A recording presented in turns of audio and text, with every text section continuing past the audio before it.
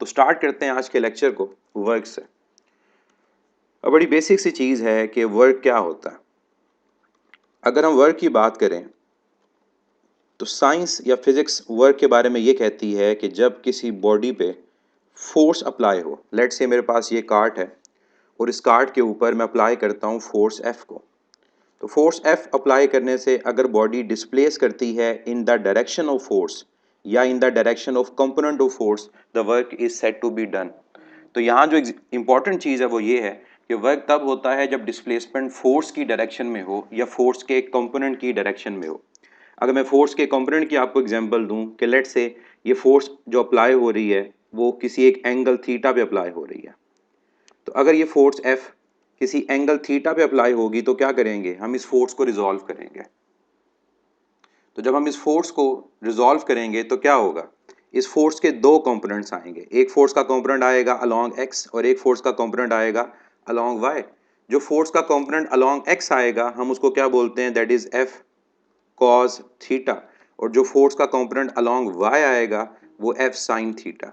तो इजीली आप यहाँ देख सकते हैं कि कौन सा फोर्स का कंपोनेंट डिस्प्लेसमेंट की डायरेक्शन में है, that is F cos theta. तो वर्क के फार्मूला को जब देखा जाता है तो वर्क का फार्मूला क्या होता है, F cos theta into D. तो ये सिंपलेस्ट वर्क की हमारे पास डेफिनेशन है। और अगर हमें ये वर्क की डेफिनेशन पता हो तो हम कभी गलती नहीं करते कि सर्कुलर मोशन में क्या वर्क डन जीरो होता है या नॉन जीरो होता है।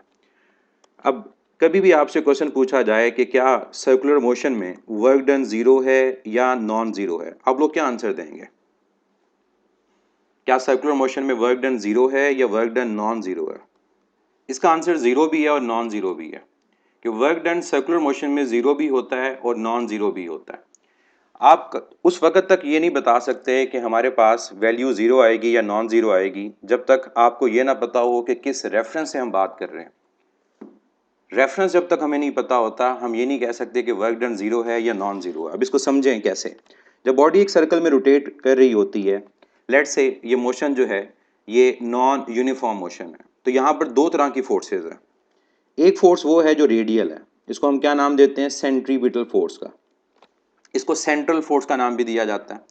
और दूसरी फोर्स जो सर्कुलर मोशन में नॉन यूनिफॉर्म मोशन में अप्लाई हो रही होती है जिसकी वजह से बॉडी में टॉर्क प्रोड्यूस होता है, वो कौन सी फोर्स है, टेंजेंशियल फोर्स। अब दोनों को देखें, दोनों परपेंडिकुलर हैं। अब हमें यह देखना है कि जो बॉडी डिस्प्लेस कर रही है कौन सी फोर्स उसकी डायरेक्शन में है और कौन उसके परपेंडिकुलर है। तो जब बॉडी सर्कल में रोटेट करती है अगर हम उसकी इंस्टेंटेनियस डिस्प्लेसमेंट लेते हैं तो ये उसकी इंस्टेंटेनियस डिस्प्लेसमेंट है। अब इस डायग्राम से आपको पता चल रहा है कि जो एंगल थीटा है between tangential force and displacement, इन दोनों फोर्सेस के दरमियान जो एंगल है वो कितना है, दैट इज 0 डिग्री। जबकि अगर आप एंगल देखते हैं बिटवीन सेंट्रल फोर्स जो सेंट्रीपिटल फोर्स है और डिस्प्लेसमेंट, तो वो एंगल कितना है, 90 डिग्री है। अब एक फोर्स वो है जो डिस्प्लेसमेंट के अलोंग है, एक फोर्स वो है जो डिस्प्लेसमेंट के परपेंडिकुलर है। मींस सर्कुलर मोशन में वर्क डन जीरो है या नॉन जीरो है, ये डिपेंड करेगा नेचर ऑफ फोर्स के ऊपर कि कौन सी फोर्स की बात की जा रही है। अगर तुमसे क्वेश्चन पूछा जाता है with respect to centripetal force तो याद रखिएगा इसका वर्क डन जीरो, क्योंकि ये डिफ्लेक्टिंग फोर्स है, ये बॉडी के पाथ को कर्व पाथ में कन्वर्ट करेगी और इसमें डिस्प्लेसमेंट के साथ जो एंगल होगा वो हर पॉइंट पे 90 डिग्री होगा। और किस फोर्स की वजह से वर्क डन नॉन जीरो है, तो दैट इज टेंजेंशियल फोर्स जो बॉडी के अंदर टॉर्क को प्रोड्यूस करती है।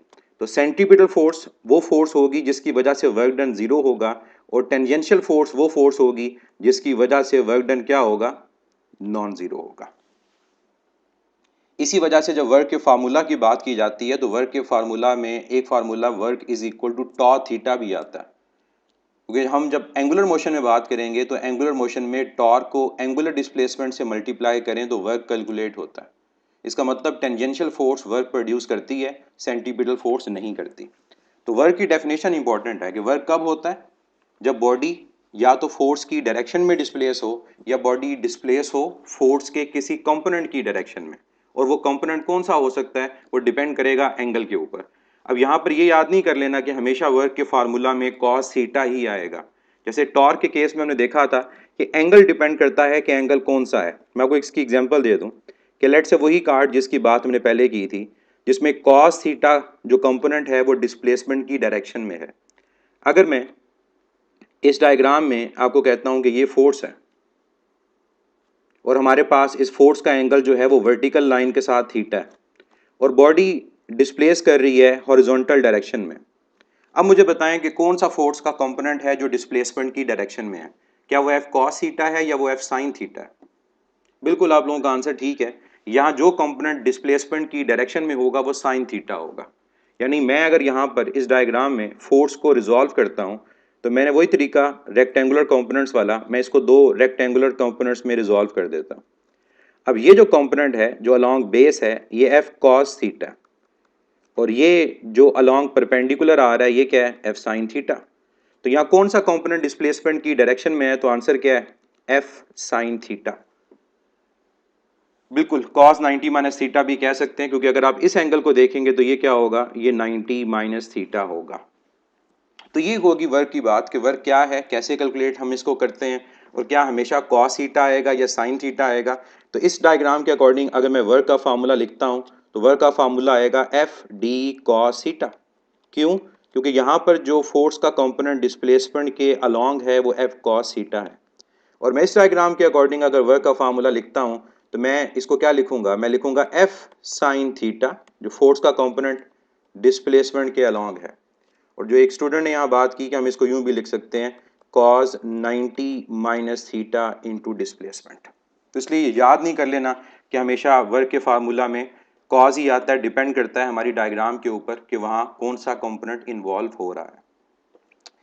नेक्स्ट हम बात करते हैं कुछ वर्क के फार्मूलाज की, ताकि आपको वर्क के फार्मूलाज रिवाइज हो जाएं, ताकि आपसे कोई भी क्वेश्चन वर्क से रिलेटेड पूछा जाए तो आप इजीली उसको कैलकुलेट कर सकें। अब फार्मूलाज को वन बाय वन देखते हैं। मैथमेटिकल रिलेशंस वर्क के, और मैं साथ साथ बताता जाऊंगा कि कौन सा रिलेशन किस केस में यूज होता है ताकि आपको आइडिया हो जाए। फर्स्ट रिलेशन जो वर्क की कई जगहों पे डेफिनेशन भी कही जाती है कि वर्क डॉट प्रोडक्ट की एग्जांपल है, जिसको स्केलर प्रोडक्ट भी कहा जाता है, एफ डॉट डी। तो एफ डॉट डी, तो ये एफ डॉट डी किसके इक्वल आ जाएगा, ये आ जाएगा एफ डी कॉस थीटा। और स्पेसिफिकली ये मैं यहाँ डायग्राम बना रहा हूँ, ये फार्मूला तब अप्लाई होगा जब angle between force and displacement है। आप इसको यूं भी याद रख सकते हैं कि अगर एंगल फोर्स और डिस्प्लेसमेंट के इन बिटवीन हो तो कॉस थीटा आएगा, और अगर एंगल फोर्स और डिस्प्लेसमेंट के इन बिटवीन नहीं है तो फिर कॉस थीटा नहीं आता, फिर साइन थीटा आता है, जैसे हमने एग्जाम्पल की है। सेकंड, हमारा जो वर्क का रिलेशन है उसकी अगर हम बात करें तो वो गैसेस में यूज होता है। Work is equal to pressure into change in volume, कि हमारे पास अगर गैस का वॉल्यूम चेंज होगा तो उसको प्रेशर से अगर मल्टीप्लाई करें तो वर्क कैलकुलेट होता है। इसको आप डिपेंड करता है कि आप V2 माइनस V1 या V1 माइनस V2 वो हमारे पास आ रहा होगा कि क्या गैस कंप्रेस हो रही है या एक्सपैंड हो रही है, और आप उस केस में पता है आपको कि work done on the gas and work done by the gas, तो उसके अकॉर्डिंगली ये रिलेशन यूज होता है। लेकिन ये रिलेशन हमारा यूज होगा किस केस में, जब गैसेस की हम बात कर रहे होंगे उनके कंप्रेशन के केस में वॉल्यूम भी चेंज हो रहा है, और इस केस में या एक्सपेंशन तब भी वॉल्यूम चेंज हो रहा है। और ये याद नहीं कर लेना कि प्रेशर हमेशा कांस्टेंट होगा। इस केस में ये भी पॉसिबल है कि आपका प्रेशर भी चेंज हो रहा हो और वॉल्यूम भी चेंज हो रहा हो, तो इन दोनों का प्रोडक्ट किसके इक्वल आएगा, वर्क के इक्वल आएगा। लेकिन यहाँ पर ये कंडीशन आपको यूँ ज़रूर याद रखनी है कि गैसेस के अंदर जब हमारा प्रोसेस आइसोकोरिक होता है, आइसोकोरिक प्रोसेस कौन सा होता है, जहाँ पर वॉल्यूम कांस्टेंट, तो उस केस में जब वॉल्यूम कांस्टेंट होगा, किसी भी तरह की हमारे पिस्टन की डिस्प्लेसमेंट नहीं है, तो वर्क डन क्या होगा, वो जीरो के इक्वल आएगा। नेक्स्ट रिलेशन, मैं वर्क का अगर लिखता हूं तो मैं इसको लिखूंगा टॉर्क की फॉर्म में, work done is equal to tau into theta. अब ये फार्मूला थोड़ा डिफरेंट है। अब ये फार्मूला हमें क्या बताता है, ये बताता है कि हमारे पास सर्कुलर मोशन में अगर वर्क कैलकुलेट करने को कहा जाए, सर्कुलर मोशन के केस में, और सर्कुलर मोशन में जो डाटा आपको गिवन होगा वो किस फॉर्म में गिवन होगा वो बता दूं, उसमें आपको गिवन होगा आर जो पोजीशन वेक्टर है या सर्कल का रेडियस है, आपको गिवन होगी टेंजेंशियल फोर्स, ऑब्वियसली अगर सर्कुलर मोशन है तो ये एंगल कितना होगा 90, और इसके अलावा आपको गिवन होगी एंगुलर डिस्प्लेसमेंट। यानी इस फार्मूला को हम यूं भी लिख सकते हैं कि अगर एंगल 90 है that is r into tangential force into theta. तो सर्कुलर मोशन में टेंजेंशियल फोर्स का वर्क कैलकुलेट करने का ये रिलेशन होता है, और यहाँ पर एंगल जो हमने एज्यूम किया है बिटवीन आर एंड एफ वो कितना लिया है, 90 लिया। ये उस केस में रिलेशन यूज होगा। नेक्स्ट फार्मूला की तरफ चलें, फोर्स रिलेशन वर्क का, और ये रिलेशन मैं चाहूंगा कि आप लोग मुझे बताएं कि कहां पर यूज होगा। Work done is equal to capital V U V into capital Q. जब हमें पोटेंशियल डिफरेंस और चार्ज गिवन होगा, अगर हमें पोटेंशियल डिफरेंस और चार्ज की फॉर्म में रिलेशन फाइंड करना है तो वर्क का V इंटू क्यू होगा। यह कैपेसिटर के केस में अप्लाई नहीं कर सकते, याद रखिएगा कैपेसिटर के केस में हाफ क्यू वी फार्मूला होता है, ये फार्मूला कैपेसिटर पे अप्लाई नहीं होता। अगर आपने इसको कैपेसिटर के लिए लिखना है तो कैपेसिटर के लिए ज़रूरी है कि ये formula half time Q into V होगा, क्योंकि कैपेसिटर में एवरेज पोटेंशियल यूज होता है, तो ये फार्मूला कैपेसिटर के केस में यूज होगा। ये V इंटू क्यू वाला फार्मूला जो है, ये फार्मूला यूज होगा जब दो पॉइंट्स के का आपको पोटेंशियल डिफरेंस गिवन हो, कि लेट्स से यहाँ पोटेंशियल डिफरेंस VA है और यहाँ पोटेंशियल डिफरेंस VB है, और आप एक चार्ज Q को इन पॉइंट्स के दरमियान मूव करवाते हो, चाहे वो पोटेंशियल एनर्जी गेन कर रहा है लूज कर रहा है, वो बात की बात है, देखेंगे उसको, तो तब हमारा रिलेशन यूज होगा work done is equal to potential difference into charge. और इसको आप in the form of KQ/R भी लिख सकते हो, जिस चार्ज की इलेक्ट्रिक फील्ड है। नेक्स्ट रिलेशन मैं अगर लिखूं यहाँ पर वर्क के हवाले से, ये भी आप देख के बता सकते हैं कि ये फार्मूला कहाँ पर यूज होगा। Half time F into x, half time F into X, ये फार्मूला हमारे पास यूज होता है जब हम किसी स्प्रिंग को कंप्रेस या स्ट्रेच कर रहे होते हैं। हमारे पास लेट से एक स्प्रिंग है, उस स्प्रिंग के अंदर कंप्रेशन या एक्सपेंशन कुछ भी हो सकता है। अगर स्प्रिंग को लेट से मैंने एक्सपेंड किया, तो एक्सपेंड करते हुए जो ये इसकी एक्सपेंशन है वो एक्स है, तो यहाँ फोर्स अप्लाई कितनी हो रही है एफ, तो यहाँ भी फार्मूला होगा हाफ एफ इंटू एक्स, क्योंकि आपको याद है यहाँ पर भी एवरेज फोर्स यूज हो रही होती है, और ये एक्स कंप्रेशन भी हो सकती है और ये एक्स एक्सपेंशन भी हो सकती है। इसी फार्मूला को इलास्टिक पोटेंशियल एनर्जी में हाफ के एक्स स्क्वायर से रिप्रेजेंट किया जाता है। नेक्स्ट फार्मूला वर्क का, ये भी आप लोग मुझे देख के बता सकते हैं, half time F into delta L, half F into delta L. जो 6 और 7th फार्मूला है ये मिलते जुलते हैं, और रीज़न ये है कि ये फार्मूला अप्लाई आपके पास कहाँ पर होता है, जब हम स्ट्रेन एनर्जी की बात कर रहे होते हैं। जब किसी सॉलिड के ऊपर वर्क किया जाता है उसकी स्टेट को चेंज करने के लिए, उसकी लेंथ को चेंज करने के लिए, तो तब रिलेशन यूज होता है half F into delta L, और यहाँ पर भी एवरेज फोर्स यूज होती है, इसलिए हाफ आपके पास इन्वॉल्व हो रहा होगा। तो ये वो फार्मूलाज है जो मैंने आपके सिलेबस से लिखे हैं, क्योंकि आपके सिलेबस से ही रिलेटेड क्वेश्चन आने हैं, तो मैंने उनसे रिलेटेड फार्मूलाज लिखे और आपको बता दिया कि कब आपका कौन सा रिलेशन यूज होना है। अगर हम वर्क के एसआई यूनिट की बात करते हैं, तो एसआई यूनिट आपको पता है वर्क का क्या होगा, जूल, और ये किसके इक्वल है, ये न्यूटन मीटर के इक्वल है। और अगर एसआई बेस यूनिट की बात की जाए तो एसआई बेस यूनिट का मतलब होगा in terms of kilogram metre and second, तो फिर होगा किलोग्राम मीटर स्क्वायर पर सेकंड स्क्वायर। और यूनिट आपको पता है ये एनर्जी, हीट और टॉर्क इनके बेस यूनिट से मिलता जुलता है।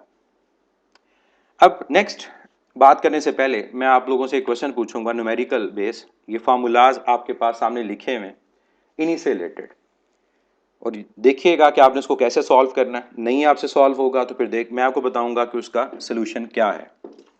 क्वेश्चन क्या है, क्वेश्चन हमें ये कहता है कि आप फोर्स ऑफ, हमें फोर्स गिवन है जिसकी वैल्यू है 3I plus 2J plus 4K, और यूनिट इसका है Newton. Gives a particle a displacement of, इस फोर्स की वजह से बॉडी में डिस्प्लेसमेंट है और उसकी वैल्यू है 2I minus 3J plus 5K, और ये यूनिट इसका मीटर है। What is a work done by the force, आपने वर्क डन फाइंड करना है बाय द फोर्स। जी आंसर मिलना शुरू हो गया, बिल्कुल करेक्ट आंसर है 20 जूल। अब 20 जूल कैसे आया, अब यहाँ पर जो वर्क का रिलेशन यूज होना है वो बेसिकली डॉट प्रोडक्ट का रिलेशन यूज होना है, F डॉट डी। आप लोगों को मैं याद करवाता चलूं कि हमारे पास डॉट प्रोडक्ट को जब वेक्टर्स गिवन हो तो कैसे सॉल्व किया जाता है। हमारे पास अगर दो फोर्सेस हैं या दो वेक्टर्स हैं किसी भी फॉर्म में, अगर उनका डॉट प्रोडक्ट लेना है, मैं आपको इसको यूं लिख देता हूं कि वेक्टर ए जो है that is A1I plus B1J plus C1K। A B और सी कोऑर्डिनेट्स हैं, और जो वेक्टर बी है लेट्स से वो क्या है A2I plus B2J plus C2K। तो अगर आपको इनका डॉट प्रोडक्ट या स्केलर प्रोडक्ट फाइंड करना है तो क्या करोगे, आप कॉरस्पॉन्डिंग कोऑर्डिनेट्स को आपस में मल्टीप्लाई करके ऐड कर लोगे। मतलब आपके पास a1 और a2 ये मल्टीप्लाई हो जाएंगे, b1 और b2 मल्टीप्लाई हो जाएंगे और c1 और c2 मल्टीप्लाई हो जाएंगे और ये आपस में मल्टीप्लाई होकर ऐड हो जाएंगे। ये सिंपल सा तरीका होता है डॉट प्रोडक्ट लेने का। अब इसी को अगर मैं यहाँ पर अप्लाई करता हूँ तो work is equal to F dot D, force हमारे पास गिवन है 3i plus 2j plus 4k और साथ आ जाएगा 2i minus 3j plus 5k। अब i को i से मल्टीप्लाई करें, j को j से और k को k से। i को i से, ये क्या आ गया 6, j को j से तो 2 इंटू माइनस 3 क्या आएगा, ये माइनस 6 आएगा एंड 4 इंटू 5 ये क्या आएगा 20, ये कैंसिल हो गया तो 20 जूल आपका आंसर होगा। तो सिंपल सा मेथड होगा अगर कभी वेक्टर की फॉर्म में गिवन हो। तो रेहान अली काजमी ने सवाल पूछा कि work and torque unit newton metre but not joule for torque, why not. Torque के लिए जूल इसलिए यूज नहीं किया जाता क्योंकि टॉर्क एनर्जी नहीं है। जूल हम वहां पर यूज करेंगे जहां एनर्जी है। Torque is basically rotational analog of force, ये फोर्स का रोटेशनल एनालॉग है, इसलिए जूल की फॉर्म में इसको रिप्रेजेंट नहीं करेंगे। अब क्वेश्चन देखें और साथ साथ इसको सॉल्व भी करें। क्वेश्चन है a body of mass 5 kilogram, एक बॉडी का मैस गिवन है 5 किलोग्राम इनिशियली एट रेस्ट। और न्यूमेरिकल को सॉल्व करने का मेथड भी यही है कि आप उसको साथ साथ पढ़ें और डाटा लिखते जाएं। Initially at rest is moved by a horizontal force, तो ये क्लियर हो गया, बॉडी पे हॉरिजॉन्टल फोर्स अप्लाई हो रही है। वो कितनी फोर्स है 2 न्यूटन। क्या चीज कैलकुलेट करनी है आपने, कैलकुलेट करना है work done. Find the work done by the force in 10 seconds.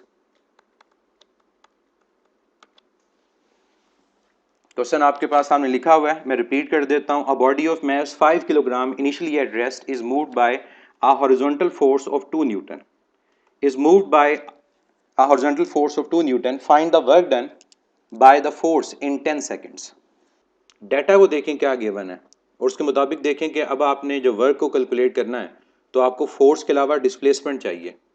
Force तो गिवन है 2 न्यूटन, डिस्प्लेसमेंट फाइंड करनी है। तो डिस्प्लेसमेंट फाइंड करने के लिए डाटा क्या है, वेलोसिटी गिवन है हमारे पास, इसके अलावा टाइम गिवन है।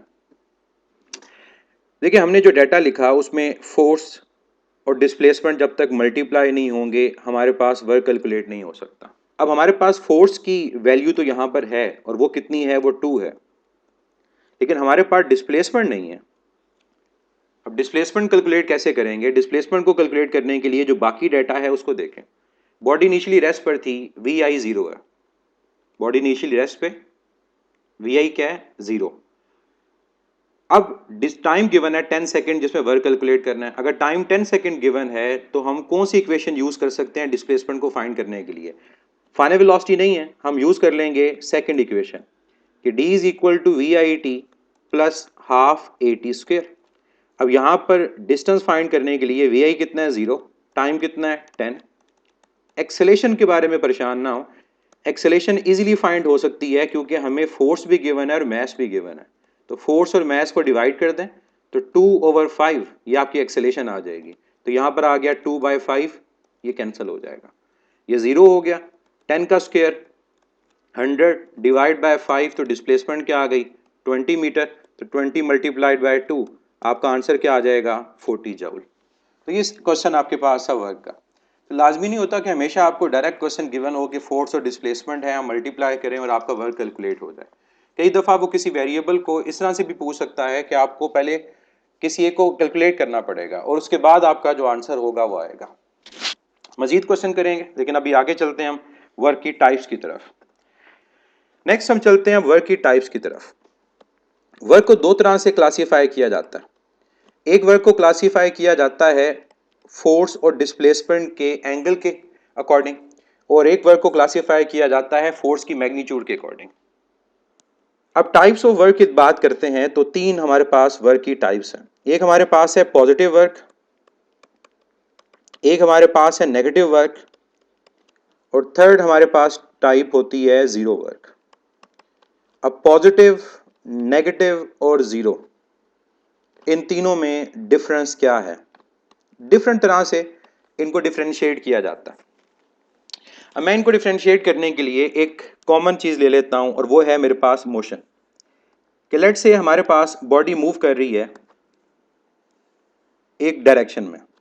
ये जो मैंने यहाँ पर एरो मेंशन किया है, ये एरो बेसिकली रिप्रेजेंट कर रहा है डायरेक्शन ऑफ मोशन को। ये डायरेक्शन ऑफ मोशन है। अब अगर तो फोर्स किसी बॉडी पे अप्लाई होती है in the direction of motion, यानी जिस डायरेक्शन में बॉडी डिस्प्लेस कर रही हो फोर्स भी उसी डायरेक्शन में अप्लाई हो, तो कहा जाएगा कि वर्क डन क्या है? पॉजिटिव है। लेकिन अगर फोर्स अप्लाई होती है मोशन के ऑपोजिट, जैसे हम रिटार्डिंग फोर्स की बात करें, और कौन सी फोर्स रिटार्डिंग होती है? Frictional force. और इसी वजह से कहा जाता है कि फ्रिक्शन की वजह से होने वाला वर्क हमेशा नेगेटिव होता है। और अगर किसी बॉडी पे फोर्स अप्लाई होती है डायरेक्शन ऑफ मोशन के परपेंडिकुलर, जैसे वेट की बात करें कि बॉडी हॉरिजॉन्टल सरफेस पे मूव कर रही हो तो वेट डाउनवर्ड है, तो वेट उसकी डिस्प्लेसमेंट के परपेंडिकुलर है, तो इस केस में जो वर्क डन होगा वो क्या होगा? जीरो होगा। अब जब ये कहा जाएगा ना कि force along the direction of motion, जैसे मैं यहां पर अगर कहता हूं कि force along the direction of motion, इसका मतलब ये नहीं होता कि हमारे पास जो एंगल होगा वो हमेशा 0 डिग्री होगा। इसका मतलब ये है कि आपका जो एंगल होगा वो फर्स्ट क्वाड्रेंट में होगा। इसको यूं लिखा जाएगा, एंगल विल बी ग्रेटर और equal to 0 but less than 90। और इस एंगल को जो 0 से ग्रेटर और 90 से लेसर हो क्या कहा जाता है? Acute angle. तो अगर फोर्स और डिस्प्लेसमेंट के दरमियान बनने वाला एंगल एक्यूट है तो हमारा वर्क डन क्या होगा? वर्क डन पॉजिटिव होगा। अब इस बात को मैं अगर डायग्राम की फॉर्म में रिप्रेजेंट करूं तो ये इसका मतलब होगा कि फोर्स डिस्प्लेसमेंट के अलोंग का मतलब ये भी हो सकता है कि जो उनके दरमियान एंगल हो वो 90 और 0 के इन बिटवीन हो। दूसरे केस में हम क्या कहेंगे? हम ये कहेंगे कि force is opposite to direction of motion, कि जिस डायरेक्शन में बॉडी मूव कर रही है उसके ऑपोजिट डायरेक्शन में फोर्स अप्लाई होना शुरू हो जाए। और इसको एंगल की फॉर्म में जब लिखेंगे तो कहेंगे कि एंगल 90 से ग्रेटर होगा लेकिन 180 से या तो लेसर होगा या इक्वल होगा। और इस एंगल को क्या कहा जाता है? इस एंगल को ऑब्ट्यूज एंगल कहा जाता है। मींस हमेशा एंगल 180 नहीं होगा। ये पॉसिबल है कि अगर हमारे पास फोर्स जो है वो डिस्प्लेसमेंट के साथ एक ऐसा एंगल बनाए जो एंगल ओवरऑल क्या हो? 90 से ग्रेटर हो और 180 के इक्वल या 180 से लेसर हो, तब वर्क डन क्या होगा? नेगेटिव होगा। और जब जीरो की बात करेंगे तो क्या कहेंगे? हम कहेंगे फोर्स इज परपेंडिकुलर, या नॉर्मल भी कह सकते हैं, टू डायरेक्शन ऑफ मोशन। जैसे हम फोर्स को रिजॉल्व करते हैं तो एक कंपोनेंट एक्टिंग होता है और एक आइडल होता है। जो डिस्प्लेसमेंट के अलोंग होगा वो एक्टिंग होगा और जो उसके परपेंडिकुलर होगा वो आइडल होगा। और आइडल कभी भी वर्क प्रोड्यूस नहीं करता। और यहां पर हमें क्या कहना पड़ेगा कि angle is equal to 90 degree, और एंगल अगर 90 डिग्री के इक्वल है तो ये क्या है? ये आपका राइट एंगल है।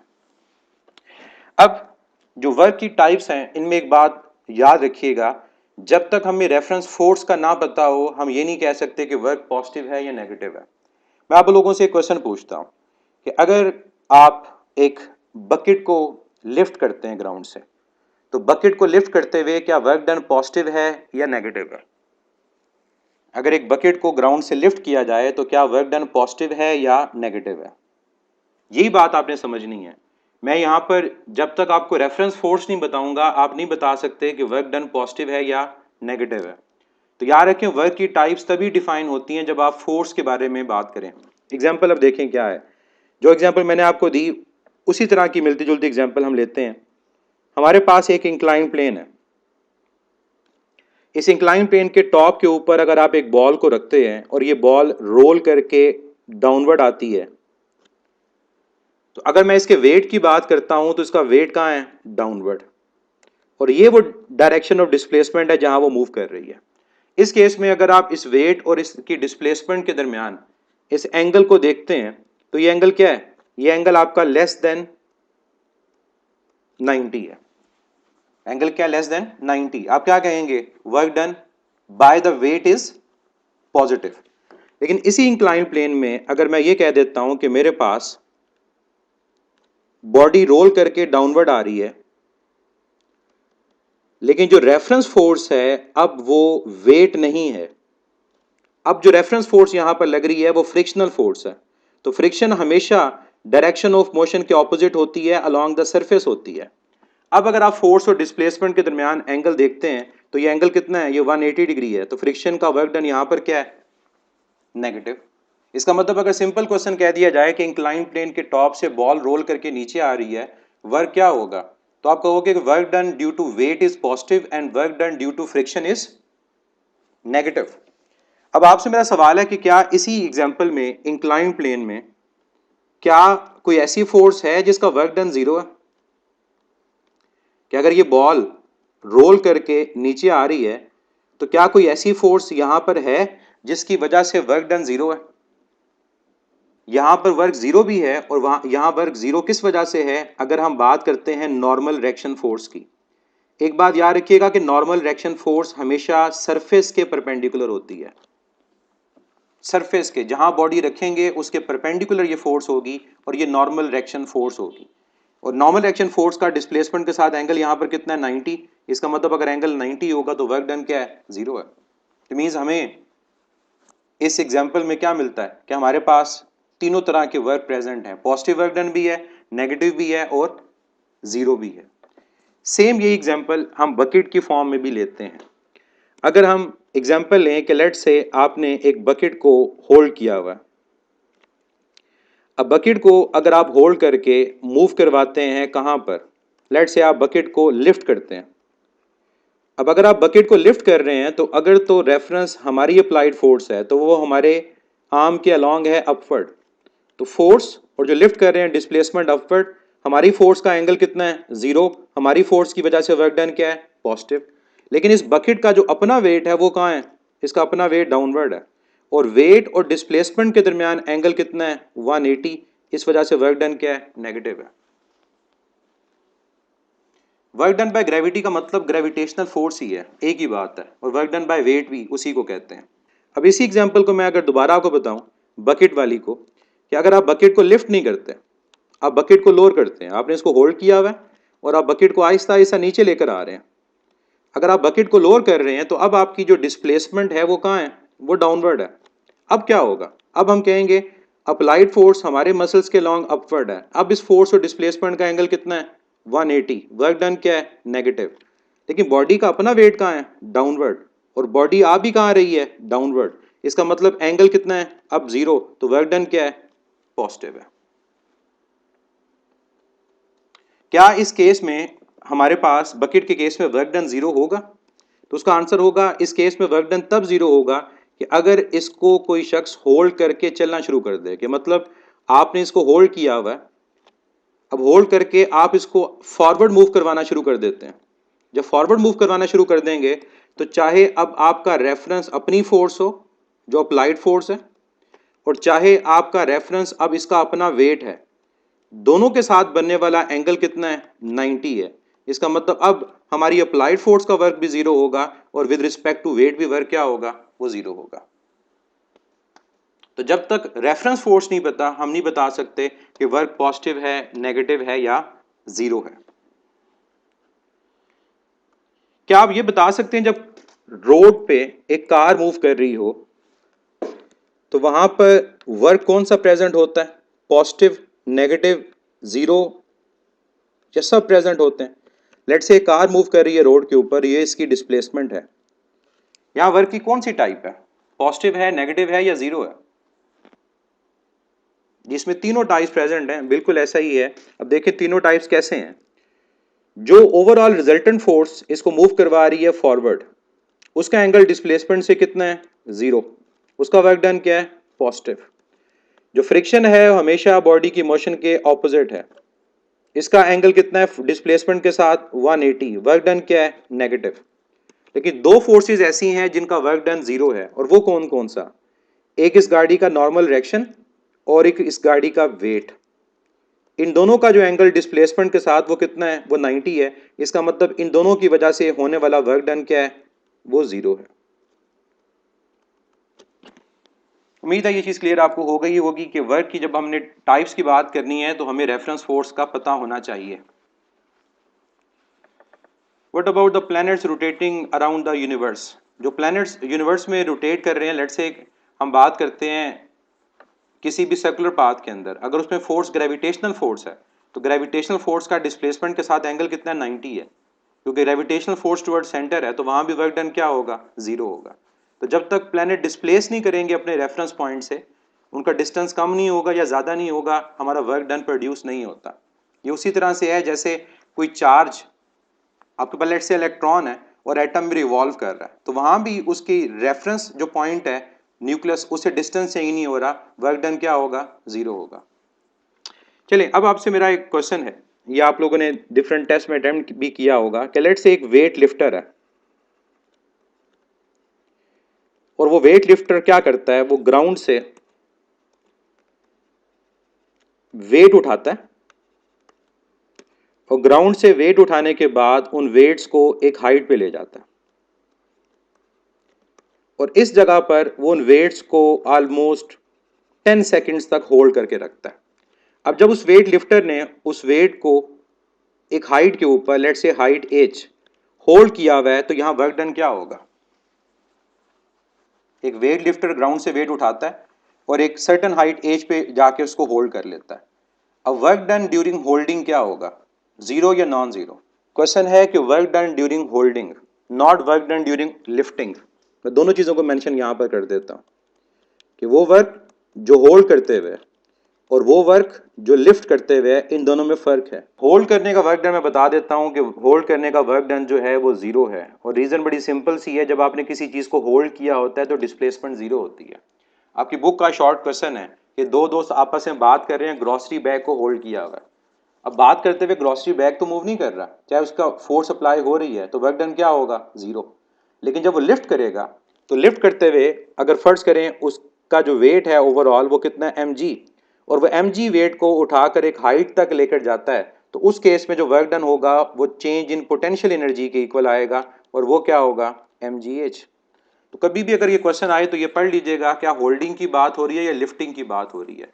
तो लिफ्ट करके एक हाइट पे जाएगा तो पोटेंशियल एनर्जी चेंज होगी, और अगर आप होल्ड करके रखोगे उसको तो वर्क डन क्या होगा? जीरो, इवन आप जितनी मर्जी फोर्स अप्लाई करते रहो।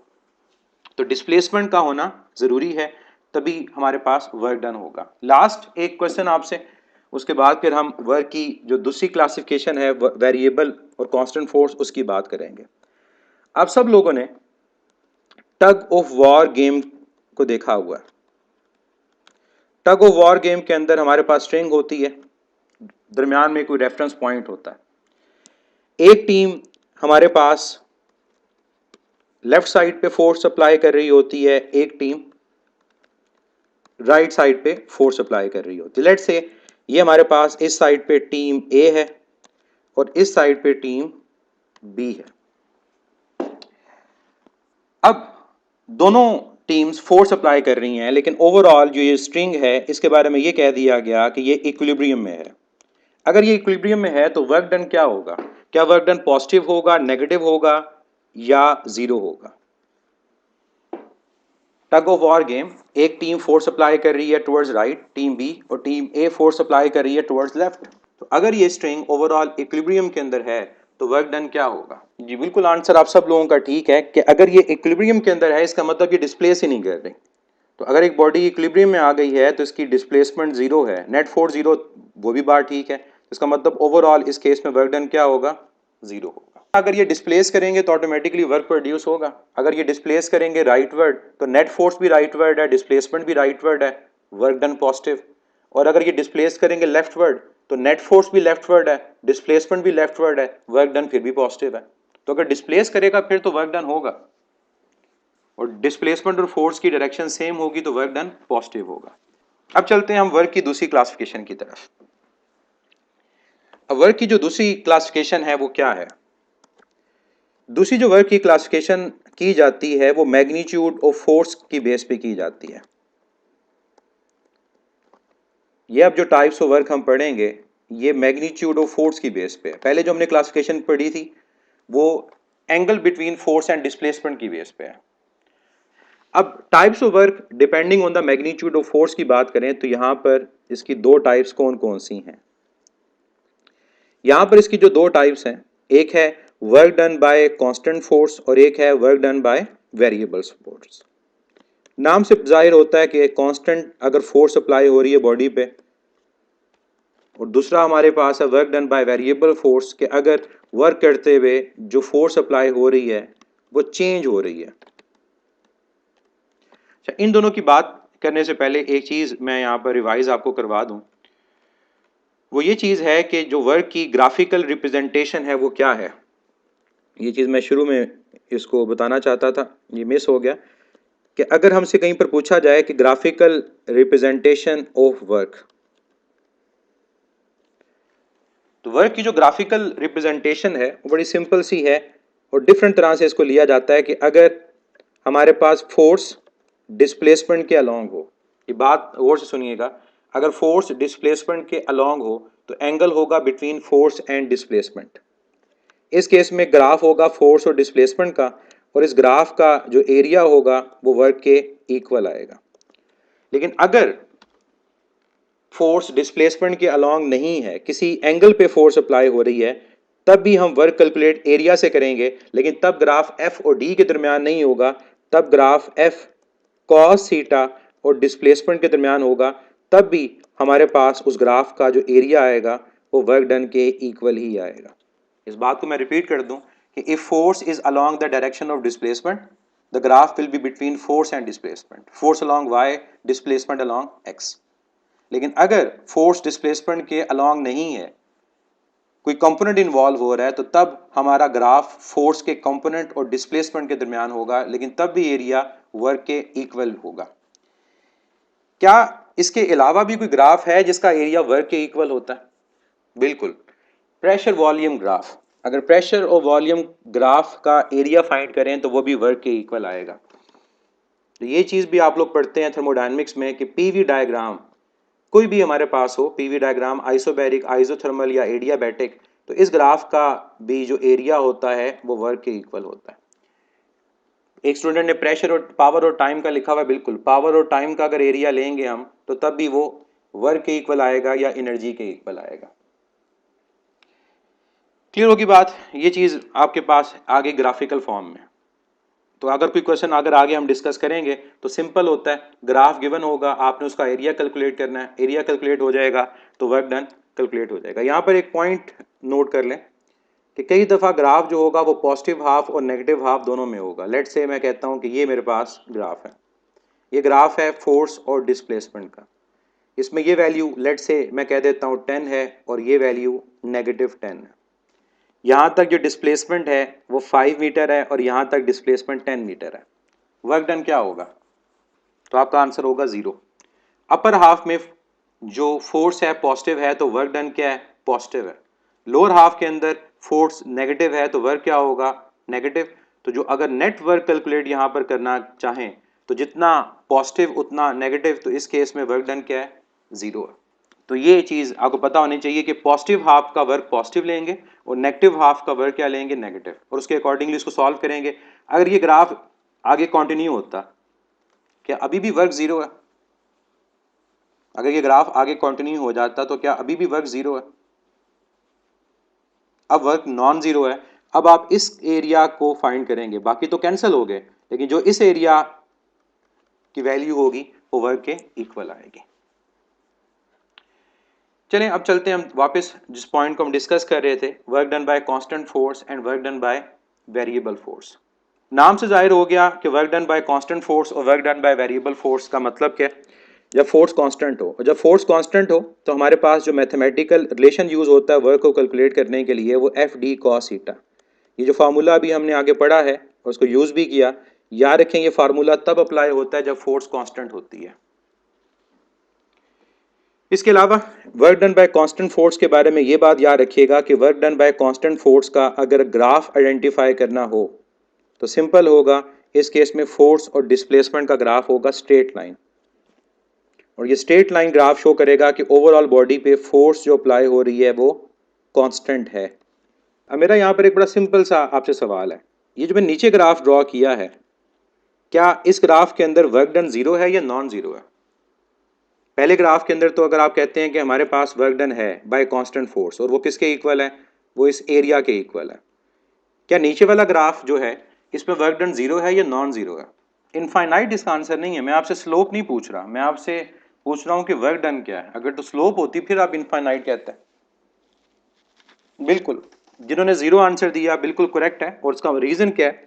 अब ये ग्राफ हमें क्या बता रहा है? ये ग्राफ हमें ये बता रहा है कि डिस्प्लेसमेंट की जो ओवरऑल वैल्यू है वो चेंज ही नहीं हो रही। फोर्स चाहे इंक्रीज कर रही है लेकिन जो बॉडी है वो डिस्प्लेस नहीं कर रही। अगर बॉडी डिस्प्लेस नहीं कर रही होगी इसका मतलब क्या होगा? Displacement zero. तो वर्क डन भी क्या होगा इस केस में? जीरो होगा। तो याद रखें ये कांस्टेंट फोर्स का ग्राफ नहीं है, ये कांस्टेंट डिस्प्लेसमेंट का ग्राफ है और इस केस में वर्क डन क्या है आपका? जीरो है। अब मेन जो चीज यहां पर डिस्कस है वो work done by variable force है। अब हमारे पास ज्यादातर जो एग्जांपल्स हैं वो work done by variable force हैं।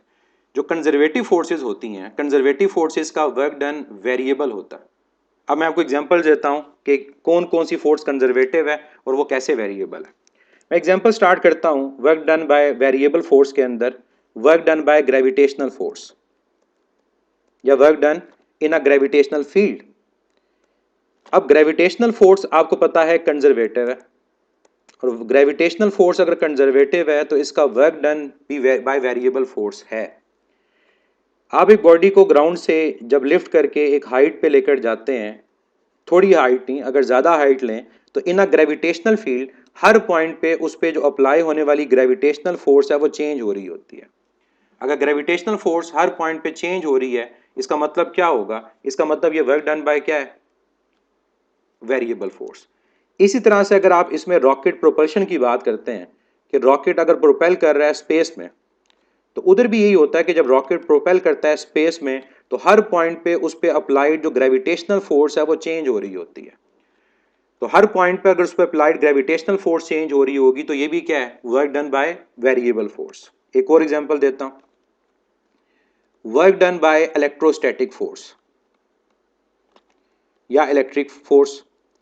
अब work done by electrostatic force भी एग्जांपल है work done by variable force की। कैसे? अगर एक चार्ज है और ये उस चार्ज की इलेक्ट्रिक फील्ड है, इस चार्ज की इलेक्ट्रिक फील्ड के अंदर आप किसी चार्ज को उस चार्ज के टुवर्ड्स मूव करवाओ या उस चार्ज के अवे मूव करवाओ तो हर पॉइंट के ऊपर इलेक्ट्रोस्टैटिक फोर्स ऑफ अट्रैक्शन या रिपल्शन डिस्टेंस के स्क्वायर के इनवर्स रिलेशन के साथ चेंज हो रही होती है।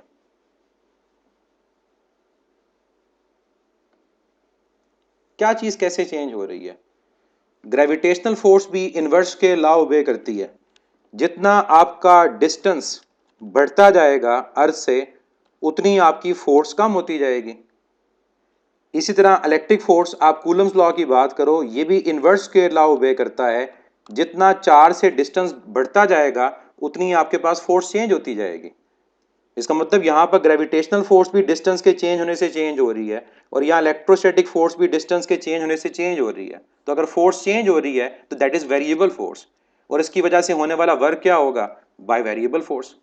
एक और एग्जांपल आपको देता हूं, work done by elastic force या work done in a elastic field. अब हम इलास्टिक फोर्स की बात करें या इलेक्ट्रिक फील्ड की बात करें, और एग्जांपल मैं आपको ले लेता हूं स्प्रिंग की, और स्प्रिंग के साथ हमने एक बॉडी को अटैच किया हुआ है। अब आप सबको पता है अकॉर्डिंग टू हुक्स लॉ, जब इस स्प्रिंग को हम स्ट्रेच या कंप्रेस करने की कोशिश करेंगे तो फोर्स किसके इक्वल है? के एक्स के। और यहाँ फोर्स का एक्स के साथ जो रिलेशन है वो क्या है? डायरेक्ट है। अब फोर्स का अगर एक्स के साथ रिलेशन डायरेक्ट है, एक्स चाहे कंप्रेशन है चाहे एक्सपेंशन है, एक्स के बढ़ने के साथ साथ फोर्स भी क्या हो रही है? चेंज हो रही है। इसका मतलब जो ये वर्क का फार्मूला हम लिखते हैं कि work done is equal to half F into X, ये एवरेज क्यों लेते हैं? क्योंकि इसकी रीजन क्या होती है कि वर्क कांस्टेंट फोर्स की वजह से नहीं होती, और यहां भी फोर्स क्या है? वेरिएबल। तो जितनी भी हमारे पास कंजर्वेटिव फोर्सेस हैं, चाहे वो ग्रेविटेशनल है, चाहे वो हमारे पास इलेक्ट्रोस्टैटिक या इलेक्ट्रिक फोर्स है, और चाहे वो इलास्टिक फोर्स है, इनकी वजह से होने वाला वर्क क्या होता है? By variable force. अब work done by variable force को कैसे कैलकुलेट किया जाता है? मैं आपको इसको पहले ग्राफ की फॉर्म में बताता हूं, फिर इसके फार्मूला की तरफ आता हूं। जब हम work done by variable force को ग्राफिकली रिप्रेजेंट करेंगे तो ऑब्वियसली अब आपका ग्राफ स्ट्रेट लाइन नहीं होगा। अब आपका जो ग्राफ होगा वो कर्व हो सकता है, वो इंक्लाइंड हो सकता है, जो ये शो करेगा कि फोर्स की वैल्यू चेंज हो रही है। अब ये ग्राफ है और आपको पता है कि इस ग्राफ के नीचे जो ओवरऑल एरिया होगा that area will be equal to total work done. कोई भी एग्जांपल आप ले सकते हो कांस्टेंट फोर्स की, मतलब आप इसमें अगर कहेंगे कि जो प्रैक्टिकल फोर्सेस हमारे पास हैं जिनको हम फोर्सेस ऑफ नेचर कहते हैं, फोर्सेस ऑफ नेचर तो सब चेंज हो रही होती हैं, लेकिन अगर आप किसी मशीन के थ्रू एक बॉडी पे कॉन्स्टेंटली एक ही फोर्स अप्लाई कर रहे हो तो वो work done by constant force है। लेकिन जितनी भी फोर्सेस ऑफ नेचर है, gravitational force, elastic force, electrostatic force, इनका वर्क डन हमेशा क्या होता है अगर बॉडी डिस्प्लेस करे, वेरिएबल होता है। तो कांस्टेंट फोर्स की एग्जांपल तब है जब हम कोई आइडियल केस ले लें। इवन आपकी बुक में एक न्यूमेरिकल है लॉन मूवर का, इवन लॉन मूवर में घास काटते हुए आपकी फोर्स कांस्टेंट नहीं रहती, सरफेस के अकॉर्डिंगली फोर्स चेंज हो जाएगी। तो कांस्टेंट फोर्स की एग्जांपल हमारे पास आइडियल आ सकती है कोई, या फिर ऐसी किसी मशीन के थ्रू कांस्टेंटली एक ही फोर्स अप्लाई कर रहे हो और बॉडी डिस्प्लेस होती जाए, तब हम कहेंगे बाय कांस्टेंट फोर्स है। या एक और एग्जांपल आप ले सकते हो कि अगर गाड़ी यूनिफॉर्मली एक्सेलेरेट कर रही है, अगर गाड़ी यूनिफॉर्मली एक्सेलेरेट करेगी, एक्सेलेरेशन अगर यूनिफॉर्म है तो फोर्स भी यूनिफॉर्म या कांस्टेंट है, तो यहां वर्क डन बाय क्या है, यूनिफॉर्म फोर्स या कांस्टेंट फोर्स। चलिए वापस आए, ग्राफ अगर हमारे पास वेरिएबल फोर्स का होगा तो वो कर्व होगा। अब इस कर्व ग्राफ में आप सब लोग जानते हैं कि टोटल एरिया कैसे फाइंड किया जाता है, पूरे ग्राफ को पैचेस में डिवाइड किया जाता है और कंडीशन क्या होती है कि पैच इतना स्मॉल होना चाहिए कि उस ड्यूरेशन में आपके पास जो फोर्स हो वो कांस्टेंट हो, ताकि एक यूनिफॉर्म शेप बन सके। और जब यूनिफॉर्म शेप बनेगी तो उसका एरिया किसके इक्वल होगा, वर्क डन के इक्वल होगा। अब जिस तरह से आपने इस शेडेड एरिया का वर्क फाइंड किया और टोटल वर्क डन कैलकुलेट हुआ, इसी बेस पर इसका मैथमेटिकल रिलेशन लिखा जाता है और वो क्या होता है, work done is equal to summation F I D I cos theta I, I star from 1 up to n। और इसका मतलब आप लोग जानते हैं, इसका मतलब क्या है, इसका मतलब होता है कि जो ओवरऑल आपका पाथ होता है उस पाथ को आप n नंबर ऑफ पैचेस में डिवाइड कर लेते हैं और पैच, फिर मैं वो ये कहूंगा कि पैच इतना स्मॉल होगा कि उस पैच में आपकी फोर्स की वैल्यू क्या हो, कांस्टेंट। इसकी रीजन क्या होती है, पैच में फोर्स की वैल्यू कांस्टेंट इसलिए ली जाती है ताकि आप उस पैच के ऊपर कांस्टेंट फोर्स का फार्मूला अप्लाई कर सको और फिर जब हर पैच का वर्क सेपरेटली कैलकुलेट करेंगे तो उन तमाम पैचेस के वर्क का सम टोटल वर्क डन के इक्वल आएगा। तो work done by variable force find करने का कोई डिफरेंट फार्मूला नहीं है, आपको ओवरऑल अपने पाथ को डिवाइड करना पड़ता है और डिवाइड करने के बाद तमाम पैचेस का वर्क कैलकुलेट करना है और पैच इतना स्मॉल हो कि फोर्स कांस्टेंट हो तो ऑटोमेटिकली आपका जो वर्क होगा वो कैलकुलेट हो जाएगा। यहाँ पर जो एक बात की थी उसको मैं यहाँ पर लिख भी देता हूँ, आपको याद रहे। याद रखिएगा कि जो मैग्नेटिक फोर्स होती है ये आपकी सेंट्रीपिटल फोर्स की तरह डिफ्लेक्टिंग फोर्स होती है, क्योंकि ये भी आपकी डिस्प्लेसमेंट के परपेंडिकुलर होती है। आपको याद है कि जब आपके पास एक चार्ज किसी मैग्नेटिक फील्ड में एंटर होता है तो चार्ज उस डायरेक्शन में डिस्प्लेस नहीं करता जिस डायरेक्शन में फोर्स अप्लाई हो। कि कोई भी चार्ज है, मैं इसको जल्दी से अगर करूं, ये चार्ज आया, ये मैग्नेटिक फोर्स की वजह से लेफ्टवर्ड डिफ्लेक्ट हो गया, तो यहां पर भी डिस्प्लेसमेंट फोर्स के अलोंग नहीं होती। इस वजह से मैग्नेटिक फोर्स को सेंट्रीपिटल फोर्स की तरह डिफ्लेक्टिंग फोर्स कहा जाता है और इसकी वजह से भी होने वाला जो वर्क डन होगा वो हमेशा जीरो होगा। इस वजह से इसको कंजर्वेटिव नहीं लिया जाता। चलें अब नेक्स्ट हम आगे चलते हैं। वर्क की टाइप्स हमने डिस्कस कर ली और ये लास्ट पॉइंट ये होगा वर्क के हवाले से आज का, कंजर्वेटिव और नॉन कंजर्वेटिव फील्ड, इन दोनों में डिफरेंस क्या है। हम दो तरह की फील्ड्स की बात कर रहे होते हैं, इसको फील्ड्स का नाम भी दिया जा सकता है और फील्ड्स के अलावा आप इसको फोर्स का नाम भी दे सकते हो। मैं इसको फोर्स के अकॉर्डिंग कह देता हूँ, conservative force and non conservative force. ये भी आपके वर्क के टॉपिक से रिलेटेड है।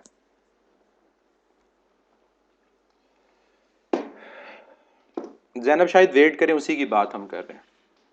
फातिमा इमरान डिफ्लेक्टिंग फोर्स वाला रिपीट कर दें। डिफ्लेक्टिंग फोर्स का मतलब होता है एक ऐसी फोर्स जो बॉडी के पाथ को चेंज कर दे, straight path to curve path. जैसे सेंट्रीपिटल फोर्स बॉडी पे अप्लाई हो तो बॉडी का पाथ सर्कुलर हो जाता है। इसी तरह जब एक चार्ज मैग्नेटिक फील्ड में परपेंडिकुलर डायरेक्शन में एंटर होता है तो मैग्नेटिक फोर्स भी उसके पाथ को सर्कुलर में कन्वर्ट कर देती है। तो magnetic force is also a deflecting force. इस वजह से इसका वर्क डन क्या होगा, जीरो होगा। आप जिस फोर्स की बात करते हो ना, जिसकी वजह से वर्क डन होता है, उसको आप गौर से देखिएगा, उसमें जिस डायरेक्शन में हमारी फील्ड होती है उस डायरेक्शन में फोर्स अप्लाई हो रही होती है। लेकिन मैग्नेटिक फोर्स जो अप्लाई होती है वो मैग्नेटिक फील्ड के अलोंग अप्लाई नहीं होती, मैग्नेटिक फोर्स मैग्नेटिक फील्ड के परपेंडिकुलर अप्लाई होती है।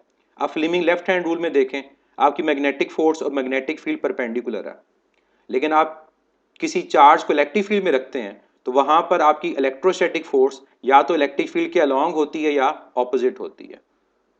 तो बड़ा स्पेसिफिक डिफरेंस होता है कि जो वर्क प्रोड्यूस करती हैं फोर्सेस और जो नहीं करती। Conservative and non conservative. Conservative force और non conservative force. Conservative force उसे कहा जाता है जिसमें वर्क डन पाथ पे डिपेंड नहीं करता। Work done is independent of path. हम जो मर्जी पाथ फॉलो कर लें, हमारा वर्क डन क्या होगा, सेम होगा। रिसेंटली एक स्टूडेंट ने क्वेश्चन पूछा था, मैं उस क्वेश्चन को यहां पर मेंशन भी कर देता हूं कि लेट से इस हाइट से एक बॉडी को हम ग्राउंड पे लेकर आते हैं, एक बॉडी को हाइट से ग्राउंड पे लेकर आते हैं। अब चाहे बॉडी को इस पाथ के थ्रू लेकर आया जाए, ये पाथ मैं ए कह देता हूं, और चाहे बॉडी को इस कर्व पाथ के थ्रू नीचे लेकर आया जाए, इस पाथ को मैं नाम दे देता हूं पाथ नंबर बी, और चाहे ये बॉडी डायरेक्ट डाउनवर्ड आ जाए। अब डायरेक्ट आए, चाहे पाथ ए, चाहे पाथ बी या पाथ सी, तीनों केसेस में अगर मैं with respect to gravitational force बात कर रहा हूं, वेट, तो तीनों केसेस में वर्क डन सेम होगा। और क्यों तीनों केसेस में वर्क डन सेम होगा, क्योंकि तीनों केसेस में जो उसकी ओवरऑल डिस्प्लेसमेंट है वो हाइट है, कि वो पॉइंट टॉप से ग्राउंड पे आया। इन तीनों केसेस में जो वर्क डन होगा वो किसके इक्वल आएगा, वो mgh के इक्वल आएगा। ये चीज आप एक और तरह से भी करते हो, जो आपकी बुक में समझाया जाता है कि हमारे पास अगर एक बॉडी को इस पॉइंट ए से इस पॉइंट बी पे लेकर जाना है, चाहे ये पाथ है, चाहे ये पाथ हमारे पास नंबर 1 है, चाहे पाथ नंबर 2 है, और चाहे पाथ नंबर 3 है, तीनों केसेस में जो वर्क डन होगा वो सेम होगा।